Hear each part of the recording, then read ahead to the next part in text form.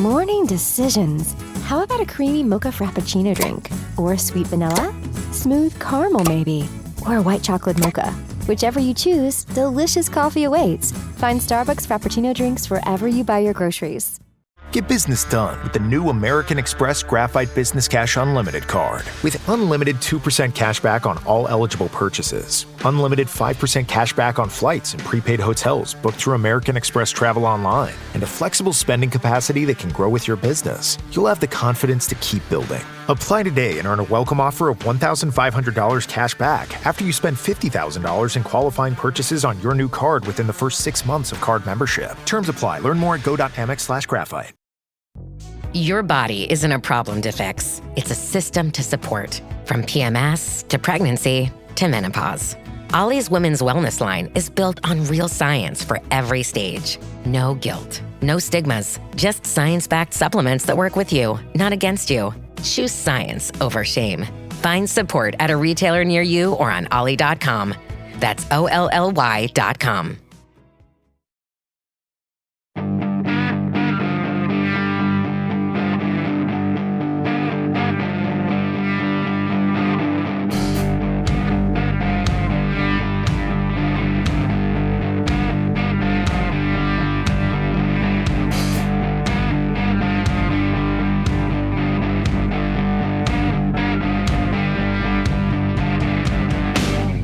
What's going on, everyone? Welcome back. It is Jay Scott, and it is The Hook Rocks, the ultimate rock community podcast. Always appreciate when you tune in and listen to us. Thank you very much. Don't forget to write us a review when you're done listening. We do appreciate the feedback. We are part of the Pantheon Podcast Network, a great network of music-related podcasts, including the official Metallica podcast, the Metallica Report. You can find a whole bunch of music-related podcasts on pantheonpodcast.com, as well as on Twitter, Instagram, and Facebook at Pantheon Pods. And you can do the same with The Hook Rocks on all three of those platforms. Just search up The Hook Rocks.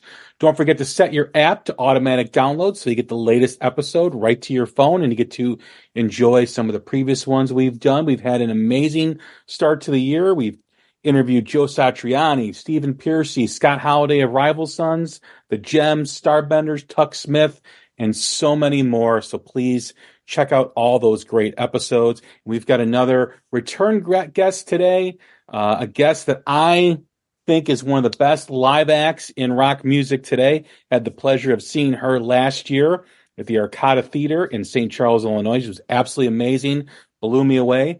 And that guest is Orianthi. What's happening? How are you? Hello. Thank you so much. I appreciate it. I had a blast. We had a blast playing that venue. We've played it a few times now, and it's always so wonderful, and the audience is so great, the vibes. So yeah, I just have good memories there, and I'm so glad you enjoyed the show. It was absolutely amazing. That was the show that you played with Pete Dankelson. Oh yes, Pete, he's so great. Yeah, I love that guy. Yeah, he's fantastic. But I was so amazed because, and we're going to get into this more with the new single, but what impressed me the most was your versatility, and you can play anything. Oh, thank you. I love all different types of music. I really do. I'm a big fan of, blues, pop, country, rock, all of that. So I like to keep it like pretty much a variety show, but predominantly blues, kind of blues rock. Yes, it definitely has a blues feel, but I mean, every song that you played and everything that you did, I was with some friends of mine and we were just absolutely amazed, incredible performance, incredible atmosphere in the venue. The venue was pretty much near capacity or at capacity, and it was just a great time. And I walked out there going, she's one of the best live acts that I've seen in years.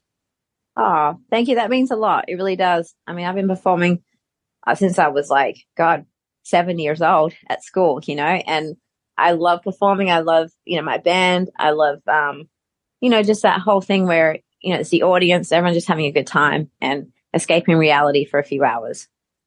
Absolutely. How do you plan out a show? Because you're so versatile with your playing and you've got so many types of music that you've played to draw from. How do you determine your set list? It changes a lot. Sometimes I keep it the same, but, switch it up a bit. So it keeps it interesting for people that, are coming to 2 shows in a row, or just for myself and the band. really, it's sort of catering to the audience as well and who we're playing to. And that's really important to know. Like, sometimes we play like, whether it be, those theater shows, or we play like the rock festivals or the blues fest, or we play like, private show or whatever it is. And you kind of, for me, you want to make sure that you're catering to, because you're serving people ultimately, as an entertainer, as a performer.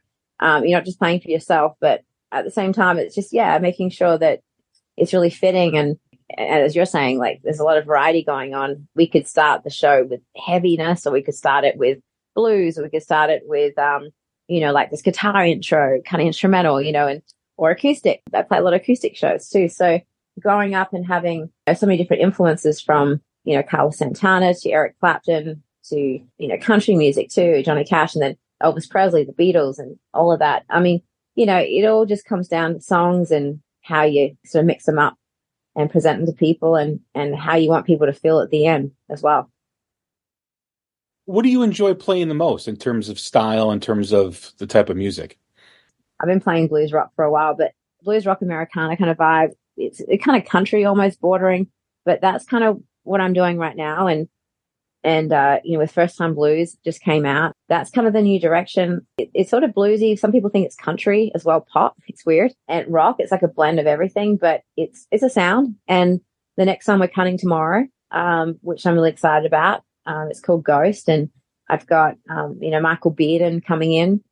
He's a dear friend of mine, and he works with Lady Gaga, Michael Jackson, tons of people. And we're in the studio with a gospel choir doing a track, and I'm producing it again. And it's been really wonderful being able to produce my own music again. It really is a great feeling. I did my first record that came out through Universal myself, and played every instrument on it. And, it's kind of a thing where when you can hear it in your head, you want it to kind of come out that way. And when it does, it's very fulfilling, as an artist, to have that, painting come to life that was sonically, and everything. And, I've worked with a lot of different people, and sometimes it doesn't turn out that way, and you're not satisfied, as an artist, because, you work with somebody and producers, and they don't really get it the same way you do, because not everyone's the same, with their vision. You got two people with paintbrushes, you know what I mean? And that's kind of can get a bit messy. Sometimes it works out beautifully, but this time I just wanted to really make it just flow a certain way and be really honest. And it's been received, I think, with the comments really well. Like, even to prior songs I put out, people are like, oh, this really feels like I can hear you as an artist. And I'm like, well, thank you. That means a lot, because this is who I am. This is what we go in 3 takes, 2 takes live. I cut the vocals a couple of times, no auto tune, nothing. Like, I haven't used, everything's very organic. It's not like, it's pretty old school, working out of Robbie Krieger's studio as well. Like, that has been wonderful, having his energy there too, because such a Doors fan, and it's an honor. And I just feel the comfortability factor for, I think, everyone there, all the musicians, myself, and closing the door and just feeling like we're just going on a feeling, and it feels comfortable. It's friends. That's everything. Well, with your music, you do an incredible job of straddling different genres in terms of doing it all very well and combining it together. And there's not many artists that can do that. A lot of artists get put into a box, and they confine themselves to that box, and it's very hard for them to get out of it. Whereas you are kind of limitless, where you can do certain things. I mentioned your versatility at the beginning of the conversation, and I think that's what really is impressive about you, is that you do everything phenomenal and great, and you can also go in and out of different genres. And you mentioned the new song being blues. I hear more blues than anything. It does have a bit of a Americana pop feel to it, but I don't think it takes away from the essence of what you're trying to do. Oh, no. And thank you. I think it's kind of, that riff I actually wrote on this guitar that I have. It's like an 1800s parlor, and I had this, it's very Robert Johnson sounding. And I think that, that Delta blues sort of vibe. And then when I put it through the champ at the beginning of the song, and then, my little, like my old vintage champ, and then blast it through my orange amp and everything, and made it sound bigger. And I like sitting with my acoustic guitars and sort of writing and everything. And it's kind of Delta blues based, a lot of the stuff too, because that sort of stuff I play at nighttime when I'm, sitting around on my couch, with my cat or whatever. I just like to play that, and some riffs come to me and I put them down on my iPhone or whatever. And then the song will come, the lyric will come later too. And then you sort of marry them together, or they come both at once. And, it really depends, but I love writing. I've been writing songs since I was 6 or 7 years old. And I think of myself more of a songwriter than I am a guitar player. I've been writing a lot for other people too. And I love producing, and I love a good pop song too. I love, as I said, writing for other people instead of myself. And because stories, what people connect with is not only music, with the guitar playing and everything. And it's also lyrics. It's a comfort in that. It's also therapy. It's something that I think is really, really important. You mentioned the Delta blues. You listen to that a lot. Is it primarily that when you go into, your direction with blues? Do you listen to any Chicago blues? What are some of the artists that you listen to? Well, I love, obviously Buddy Guy. I love Howlin' Wolf. I love Albert King, Robert Johnson. My dad, he showed me, I think I was like 15 years old, 16, and he gave me this like whole CD set of Robert Johnson. Listen to. He goes, listen to this guy. It sounds like two guitar players playing at once, and just the haunting sound of Robert really hit me. I don't know, something very wild about it, and also I don't know, I just resonated with it. I don't know why. Even when I was really young, I just took to the blues because, not victim blues, but kind of, I didn't have the easiest kind of childhood in the sense of like, I was at school, it was really tough for me. I was bullied. I went through a lot of crap. I had a reason to sing the blues. It wasn't like, I'm going to, pretend. I was feeling down a lot. I tried to like fit in, but didn't, and so the guitar for me and music was something that helped me a lot. And so expressing myself through that, I just connected very much so with that genre. I don't carry it now. I think the blues, the way I play it now is like, I've been through this, but I'm on the other side kind of vibe. It's like B.B. King. When I saw him perform, he would always be dancing and smiling and like, the thrill is gone or whatever he's singing. But it was like, you know what?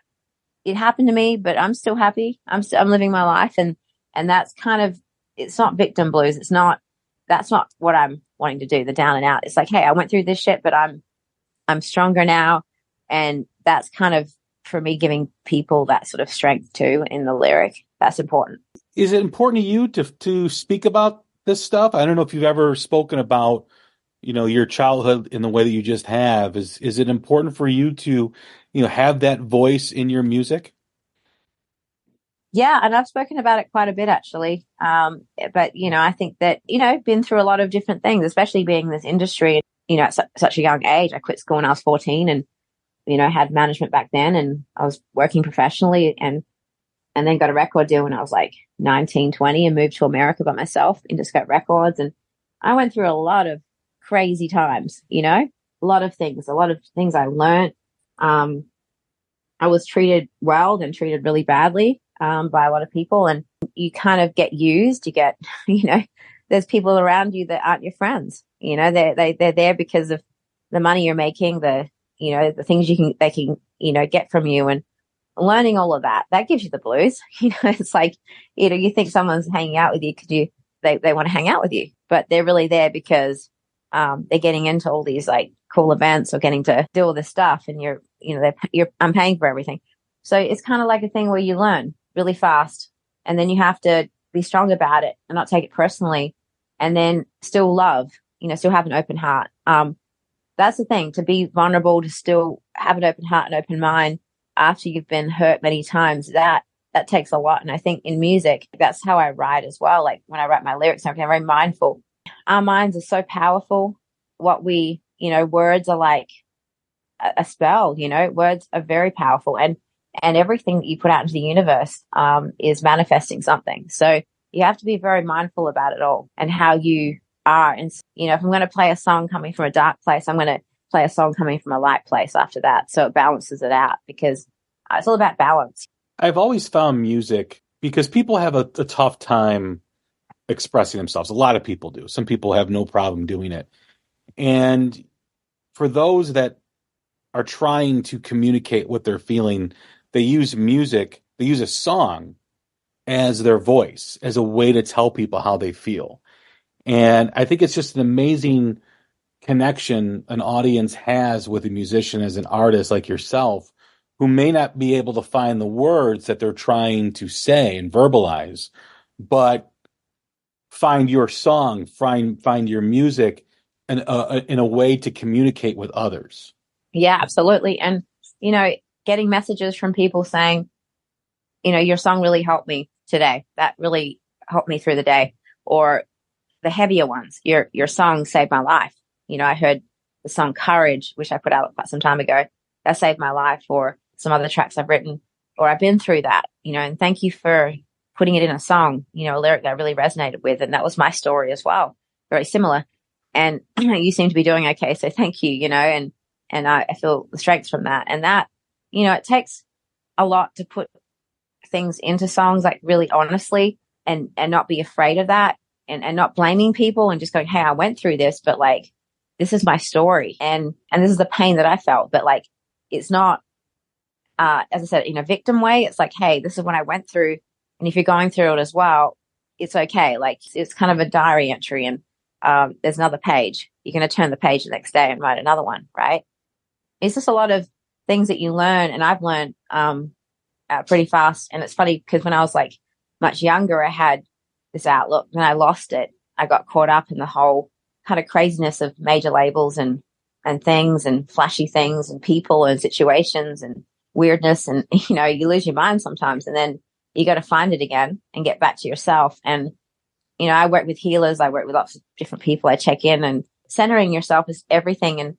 And just being mindful of your energy and who you keep around you, the company you keep, and the people, and having a few really close friends that you can really talk to and hang out with, and that they're there for the right reasons, but they also help and inspire you, and in different ways, and hope to help and inspire them as well. And it's a give and take thing. So it's all about balance. And I'm trying to find that now. In my life, it's taken a long time, and not to take things personally, and trying to make better decisions, and being that voice. And even on my Instagram, and that I do use it to promote positivity and just fun things, and keep it, pretty light. So, I think moving forward with my career and where I'm going, there's a lot of songs I want to write. There's a lot of records I want to make. I'm doing a side project now too. I'm very excited about. And we played our first show, and we're playing another show coming up at the Hard Rock in Vegas next week. And with Cindy Blackman Santana and Wanda Smith, and we're doing that's really exciting too. And so I'm focusing on two things right now: my own career, experimenting with the side project too, and writing songs with them, and just creating just this path of music, which is hopefully going to inspire people in different ways. You mentioned a lot right there. You mentioned about the craziness. You mentioned about your childhood. What's really interesting about what you're writing about, and what we spoke about people finding lyrics that they can communicate with, and the song that they can express how they're feeling. You come from the other side, which means when you write, you are writing what you're feeling. Do you find it easier for yourself to communicate in a song rather than in a conversation? Sometimes, depending on the day, I think communicating, putting it in a song for me is much easier, because the funny thing is, it's like how people receive it. I've always found this thing is like, you could express how you feel to somebody, and they're not going to receive it, the way that you would like them to. But in a song, you can be completely honest and write how you feel, right? And people can interpret any way. You're not directing it towards one person. And there's people that can resonate with it or not. But yeah, I think putting it in a song is far easier, because it's just kind of you're putting it out to the universe, and the people that understand it do, and the people that don't. And it's better than just having a conversation sometimes with people how you feel. And for me, like, I feel things very deeply sometimes, and then sometimes I don't. It depends. It's really weird, because especially if I'm in work mode or whatever, there's time for reflection and everything. And how should I put it? Like, when you've gone through so many different situations, and I've gone through a lot of ups and downs and 0 to 100 in my life and career. And, you know, so I take everything not as personally, you know, the good stuff and the bad stuff. I just go, hey, it's right in the middle. And only for myself, I can control like how I react to things. You can find inner peace within a storm. And that's how I found in this industry, like people that come at me all the time, it's like the static energy of, for me, it's about being calm and being centered and knowing who you are, knowing what you want. And a lot of people don't know. A lot of people have no idea what they want or who they are. They're just trying to get ahead or do something or try to, you know, be famous, or you see it all over like social media these days. And it's like, if you know who you are, you have a sense of self, and that is everything. It's not ego. It's peace. It's finding inner peace, you know? What's it like working with Joe Bonamassa? He's a dear friend. You know, I've known him for a long time, and what an incredible guitar player, great person. We actually recorded together quite some time ago, another song actually. And then that song never came out. And then we were talking on the phone, I don't know, just chatting about random stuff. And I said, hey, I'm actually going to be going to Robbie Krieger's studio, cutting the song, First Time Blues, again.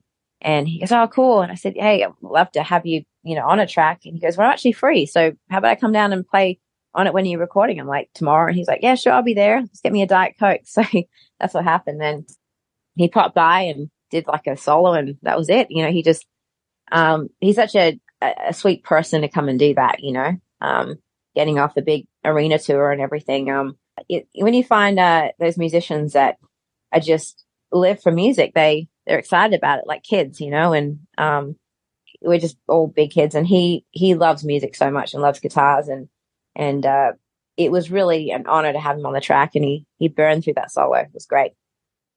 Is there more collaboration that you want to do with other artists as you kind of move into this bluesy direction that you're going to go into? Well, I mean, as I said, I've always kind of done bluesy stuff since day one. You know, my first record, Violet Journey, was pretty bluesy, and the record I made with Dave Stewart was really bluesy, and Heaven is Hell and all of that. But I think, yeah, there's some collaborations there's some people I really want to collaborate with for sure. And that's coming. And I don't know, this next track, I may have somebody on it, may not. And then maybe the next track after that, I will. And I was talking to some of my friends that are really amazing. And hopefully if they're down and the timing works out, then perfect. Yeah. The single you're going to cut tomorrow, is this leading up to an album, or is it just going to be singles that you're going to release? I'm putting out a song at a time, and at the end of the year, there will be a full record. Yeah, so we're going to put them all out, and then I'll probably record a bunch of others and some alternative versions, some acoustic songs, and then make it a full record with some bonus tracks at the end, so people can, you know, have the whole record. But I just feel like doing a song at a time right now. I don't feel like going in and making a full record, because I've done that, you know, about 9 times now with full records. And I have more excitement over doing one song at a time and making it great. As far as with the music, you mentioned earlier in the conversation about coming to this point again. Even though you've done music like this before, you kind of went away for it a while. You did some other styles of music and you came back to this. Is this, out of all the music you've done, is this kind of your comfort zone where you want to be, your sweet spot? It is, because it's very honest, you know.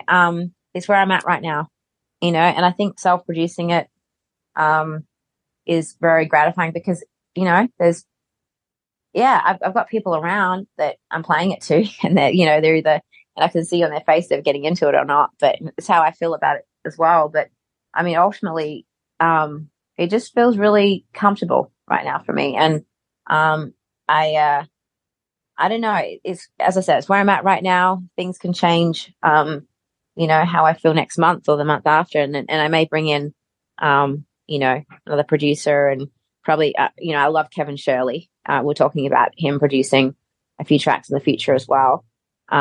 Big fan of what he does. He's been mixing it actually, and he's just a monster. He's amazing, and what a great guy too. So there's people I feel comfortable with, you know. That's it, really. Tomorrow morning is knocking. Stock your fridge now. How about a creamy mocha frappuccino drink? Or a sweet vanilla? Smooth caramel maybe? Or a white chocolate mocha? Whichever you choose, delicious coffee awaits. Find Starbucks Frappuccino drinks wherever you buy your groceries. Get business done with the new American Express Graphite Business Cash Unlimited card. With unlimited 2% cash back on all eligible purchases, unlimited 5% cash back on flights and prepaid hotels booked through American Express Travel Online, and a flexible spending capacity that can grow with your business, you'll have the confidence to keep building. Apply today and earn a welcome offer of $1,500 cash back after you spend $50,000 in qualifying purchases on your new card within the first 6 months of card membership. Terms apply. Learn more at go.amex/graphite. At Ollie, we've got wellness down to a science. From PMS to pregnancy to menopause, our women's wellness line offers science-backed support for every stage. No judgment, no shame, none of the stigma. Just supplements designed to meet you wherever you're at. Ollie, choose science over shame. Find support at a retailer near you or on ollie.com. That's OLLY.com. With the music that you're doing and writing, and cutting a track, is that just indicative the way you see the industry now? I mean, obviously albums are very difficult to get traction on because of the attention span of audiences, and doing a single every few weeks or every month, the rate that you want to put the music out. You mentioned that you want to make one song the best and release that. When you do an album, because the quote unquote payoff may not be what you want on a full length, the payoff might be better with a single, not in terms of money, but just in terms of audience and attention for it. Is that why you're doing this? I haven't done this before, so I wanted to do it this way, and I also, my attention, the anxiety I get sometimes when I have a full record to make every song the way I want it in the short period of time frame that you get, you know what I mean? Making a whole record. I prefer to tackle one song at a time right now to really get it right, and not think, oh my God, I got to get another song down tomorrow. I've got, what I mean? That sort of vibe, right? It's kind of, let's just make this the best it can be for now. And then, get it mixed, put it out and do the next one. That's kind of, I like it. I like that right now. I don't know. I'm just digging it. I'm digging that vibe. And, maybe next year or, soon I'll make a full record, but at once, because I love doing that too when I'm in the mood for doing that. But right now, this feels right, How have you evolved as a guitar player? I'm always changing. I'm always changing because the guitars, for me, is never the most, easiest thing to play. And I play it differently every day. I really do. And every performance is different too, how I'm feeling. And it's, I look at a guitar and I look at it like it's so magical, and I've never stopped learning, and it's a wonderful thing. So I think how I've evolved is like, I don't know, you get close to something, you get closer to it, with every year that passes. I've been playing it since I was 6 years old, and it becomes part of you, but you're still learning things and expressing yourself differently. So, I don't look, as playing guitar as a competition and people that play a bazillion notes, or look how fast I can play, look how amazing. That's awesome. I love it. But for me, it's like, how do I express myself differently? How do I, just kind of come up with different tones and sounds and things. And, it's when people listen to my records, they can tell like what different phases I'm going through and stuff like that, and experimenting with tones. And yeah, it's, and even the way I play, and just, it's interesting for me. It's like, it's endless possibilities for the guitar, really. Are you still chasing a tone? Are you still chasing a sound, or have you settled on what Orianthi sounds like? I know my sound. Yeah, that's for sure. I mean, I spent like a year and a half on my signature amplifier that's coming out through Orange, and we spent, some time on that, and I'm really excited. So, having your own signature amplifier that literally plug into and is exactly what you want, my tone is kind of, I'm a big Santana fan, of course, grew up, he's my first influence. So I would say it's kind of a combination of sort of, that sort of, the sweet kind of tone of Carlos, but also a bit more distorted. And I love Gary Moore, and I love, Stevie Ray. So it's sort of and Jimi Hendrix. So it's kind of like this combination of just finding your own fingerprint, and I like a lot of reverb. So I like to think, and a lot of my fans and people that write to me say, like, I know that's you, and that means a lot because it's like, I like to think I have my own tone for sure. When you are writing a song and you have an idea, do you hear the lyrics? Do you hear a tone? Do you hear a melody first? What comes to you when you're creating? It's different every time. Different. I could come up with a riff first, a title first, lyrics late at night. I just hum into my phone. My phone has like thousands of ideas on it. And, it's always like, do I get to finishing them? Do I forget about them? I find them going, oh, wow, that's a pretty good start to something. I should finish that, It's always different, which is always very cool. So there's no set way on how to, for me, how I write a song. And, I've done the whole Nashville thing. I've done the whole pop writing thing where everyone's very corporate about it. And that's cool. But I like to write, I think the best songs come when it's not that way, How is that pop writing experience? I've heard a lot of artists talk about it, that it doesn't allow a lot of your own personality in it. It's pretty much, like you said, corporate. It's a business. Yeah. That's a music business. I don't like the music business. I like music.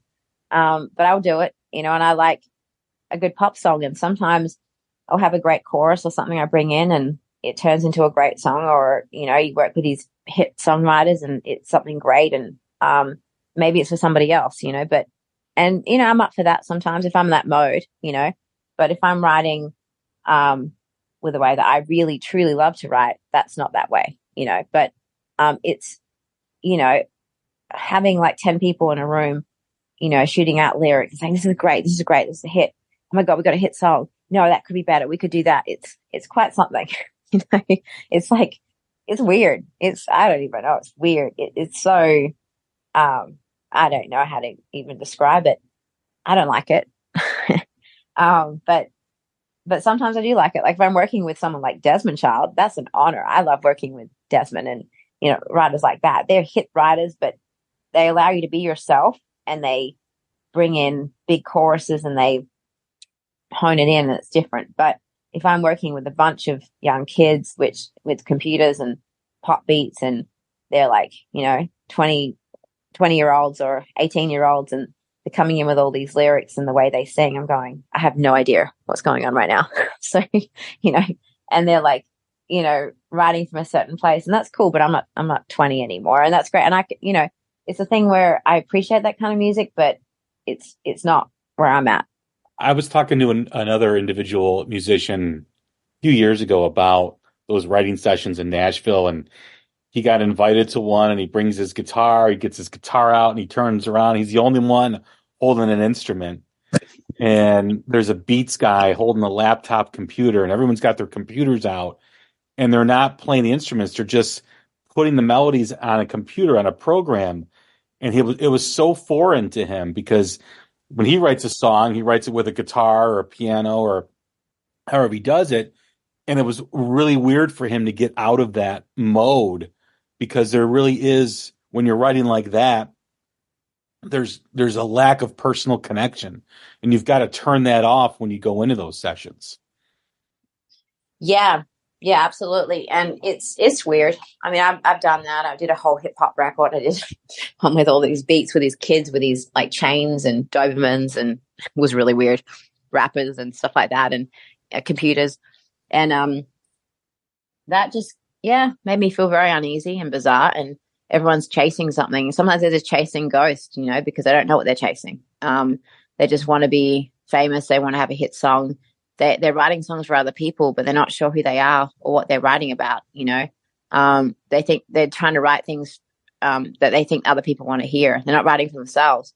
I think when you write for yourself, and it's not being a selfish way, but you're saying, this is my story, this is how I feel, and you're going on a feeling, and it makes you, and you move yourself first, then other people might be moved, But I think when you're, I've been to a lot of sessions and work with these kids, and they're not successful, they're not doing well because they're just chasing something that they don't know what they're doing. You know what I mean? It's kind of like, oh, this is upbeat. We're going, with this lyric and this beat and everything that's going on right now. They're not being creative. They're not paving their own way. I think that when you pave your own way and you come up with your own sound and your own thing, then other people want to follow that, but you can't follow other people. You know, it's kind of like be an innovator, be original. You know, we've all got our own fingerprints, and we're not put on this planet to be clones of each other, you know, musically or without anything in life. We're all so different. And I think trying to fit into a box, and pop music these days is pretty much that. But I mean, there's things that come out that are really cool and different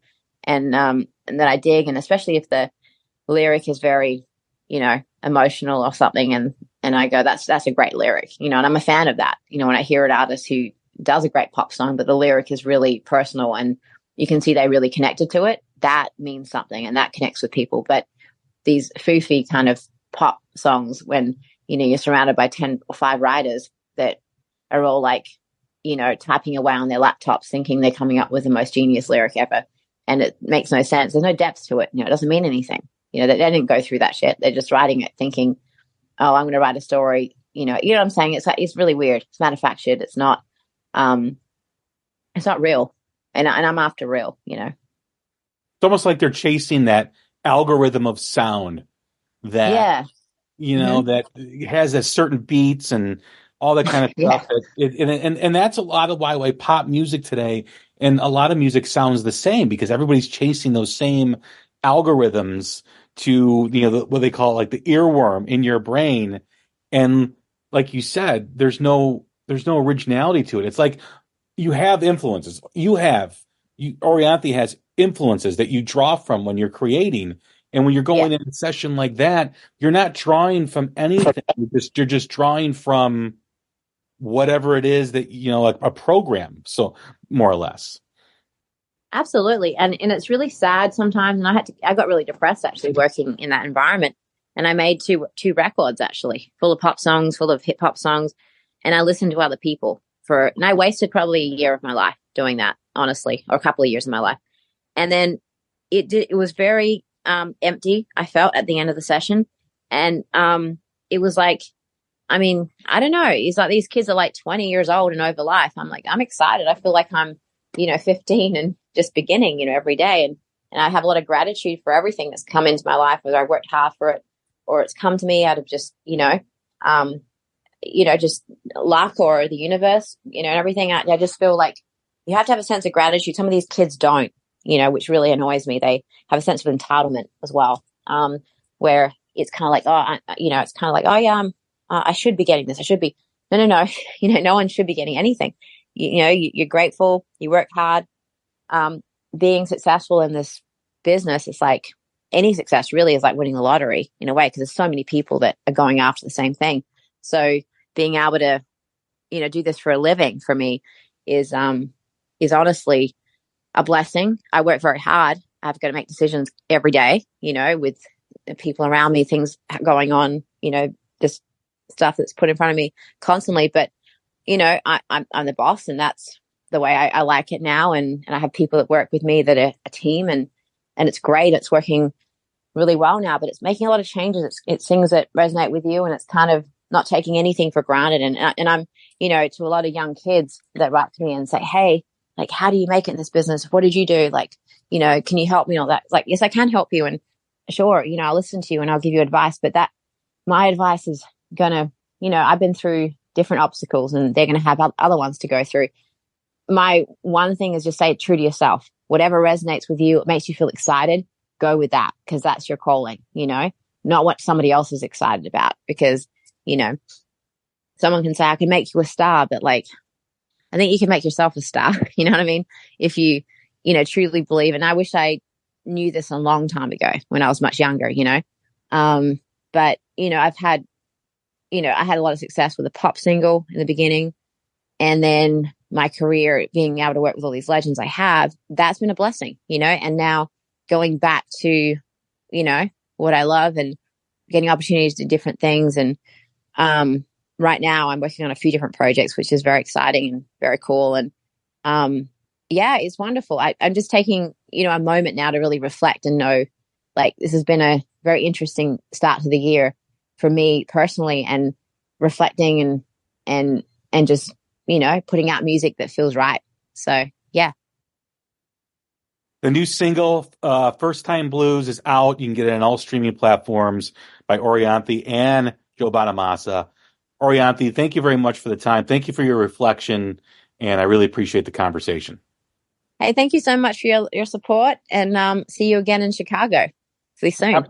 Absolutely. You can count on it. So I'm Jay Scott. This has been another episode of the Hook Rocks, the Ultimate Rock Community Podcast. Take care of each other. Stay safe. You'll catch all of Orianthi's links in the show notes. So when you're listening to the episode, when you're done, click on all those links and it'll lead you all to her social media pages and her website. But take care of each other out there, and we will talk soon. Thank you very much.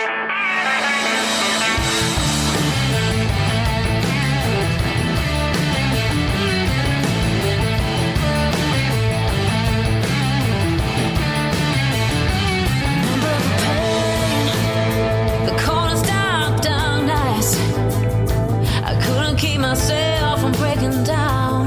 Memories are playing in my mind. I drank too much, ran away from myself when I saw him kissing somebody else. That felt like the first time I got the blues. That felt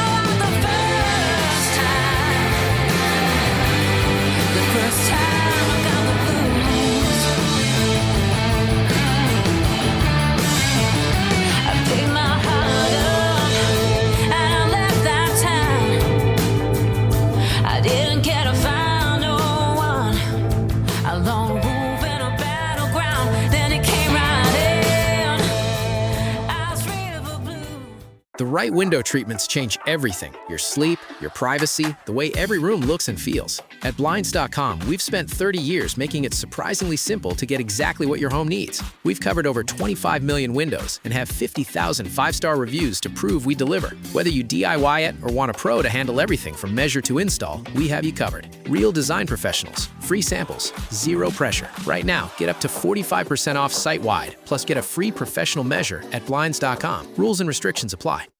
Hello? Look what TJ Maxx dragged in.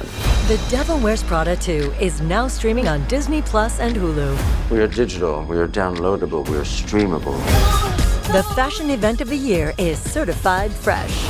Pull yourself together, we have work to do. Critics say it's smart and witty and the perfect sequel. That's all. Get runway ready for The Devil Wears Prada 2 on Disney Plus and Hulu. Rated PG-13.